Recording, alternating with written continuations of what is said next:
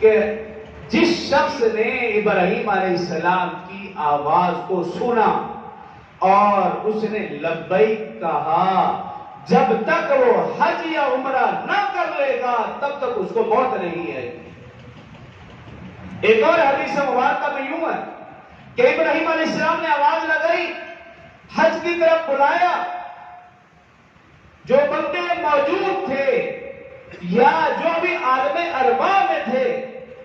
جس نے اس آواز کو سنا اور اس پر لبیک کہا، جب تک وہ حج یا عمرہ نہ کر لے گا تب تک موت نہیں آئے گی۔ ایک حدیث مبارکہ میں یوں ہے کہ ابراہیم علیہ السلام نے حج کے لیے بلایا، جس نے ایک مرتبہ لبیک کہا وہ ایک مرتبہ، جس نے 2 مرتبہ کہا وہ 2 مرتبہ حج کے لیے جائے گا، جس نے جتنی مرتبہ لبیک کہا وہ جب تک اتنی مرتبہ حج کے لیے